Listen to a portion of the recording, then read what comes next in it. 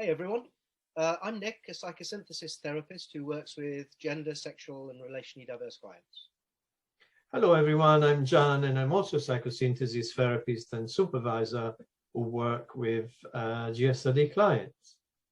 So Gian, we're here to talk about the workshop, Working Transpersonally with GSRD clients, that we will be putting on for the Trust in June. Would you like to say something about how we came up with the idea for this workshop? Yes, for me, it was like the transpersonal was in the closet.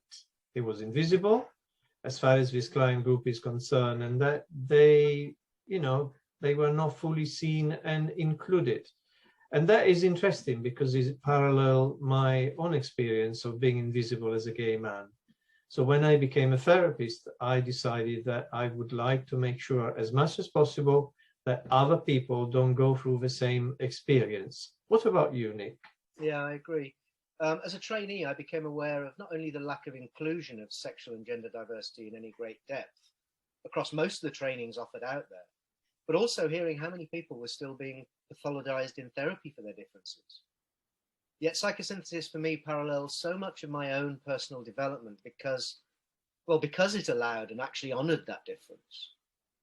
Yes, and this client group can have specific needs and issues that they might challenge the way we provide effective and non-pathologizing support, and particularly to those clients who don't feel they fit or belong to the heteronormative world, and now that might have impacted on them, particularly at the soul level.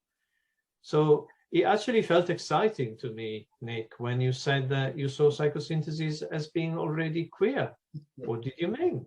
Yeah, the transpersonal approach includes the perspective of both and rather than either or. So in some ways, I felt that psychosynthesis was already queer in the sense that it situated itself in between polarities. You and I started talking a lot about this actually, and how this could really benefit this client group. And we started looking around for theories within a transpersonal context and actually found very little. So we began to discuss how we might be able to develop this more. And offer something more to other therapists and counsellors out there who worked with or wanted to work with this particular client group. Indeed, and for me it is about making the queerness of psychosynthesis explicit rather than implicit. Yeah, we created this weekend then not only to develop some of this thinking further, but also in a way to bring psychosynthesis and transpersonal therapy out of the closet.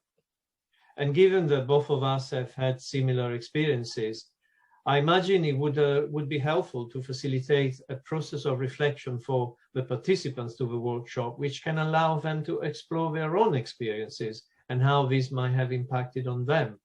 So what would you like to say something, Nick, about the content of the workshop? Yeah, we're running the workshop over 2 days. So the first day we'll get to know each other. We'll follow that with a mix of discussions and exercises to start to look at some personal experiences and some of the transpersonal theories around it. Yes, and on the Sunday, we will be looking at some case examples to not only ground the theory, but also to offer some useful tools and techniques that participants might want to include in their own practice.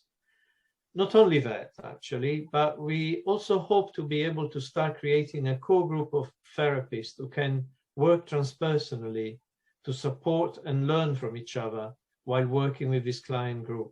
So we will be inviting everyone attending the workshop to a supervision meeting later this year. We hope that it will be an interesting weekend, both at the personal as well as professional level, and we will aim to make it as creative and inclusive as possible for everyone participating. Yeah, I'm looking forward to it, Gian. I feel it's going to be an interesting weekend and hopefully the beginning of something more.